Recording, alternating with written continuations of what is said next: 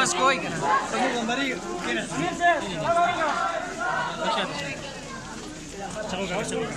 انصاف يا لمبردارو انصاف دو انصاف دو انصاف يا لمبردارو انصاف دو انصاف دو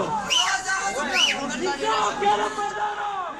چکیسره او پوره شانګله چې دا زمونږ مور ده او نن زمونږ یو مور بې ګناه قتل شوې ده بې ګناه انشاءاللہ شیطان الرجیم بسم اللہ الرحمن الرحیم اگر کچھ بن نہ سکا تو ڈبو دیں گے سفینہ اگر کچھ بن نہ سکا تو ڈبو دیں گے سفینہ ہم ساحل کے لیے ملت طوفان میں کریں گے زما کشرانو بچو مشرانو امزولو ماشومانو او زما د چکیسر معززینو السلام علیکم یو شعر نه آغاز کومه وی تا که د جونګړې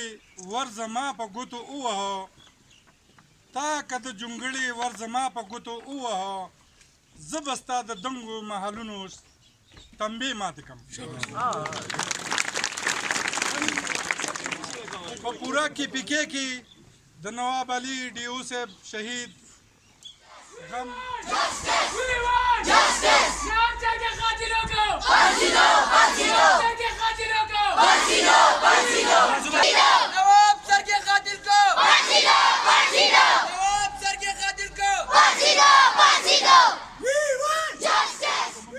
ډیډلاین پوره کیږي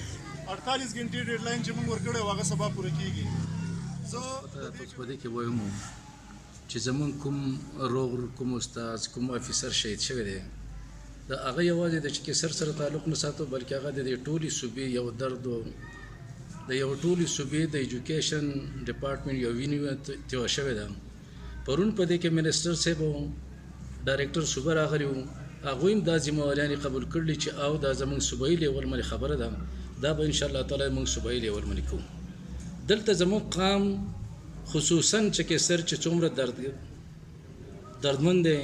او د هغې دپاره تاویل ده چې دا ټول ماشومان دا ټول مشران دا ټول مکتب فکر خلق راوتی دی نو موږ د حکومت نه دا مطالبه کوو چې د هغه کوم قاتل دی او څومره قاتلان چې په دغه ځای کې د دوی سره په مشوره کې دي د دوی ټول د ګرفتاري وشي او برسره عام ډول سزا ورکړي دا زموږ حکومت ته یو غټ سوال دی ډېره مننه ځکه نن سبا دا واقعیت چې دي دا د دې هایلایټ کولو د خلکو اواز رسول چې دي دا د میډیا ذمهواري ده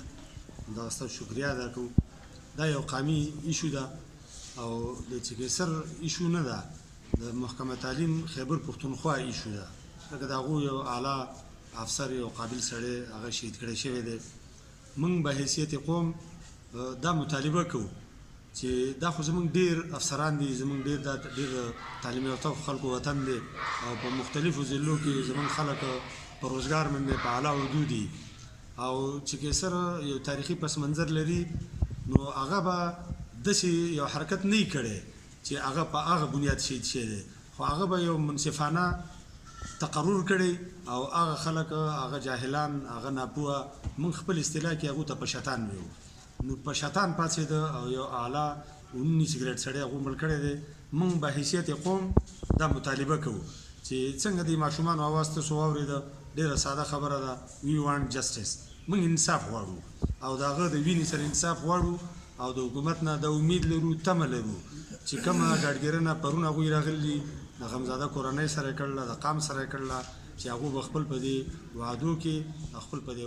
ویناګانو کې به پوره خیږي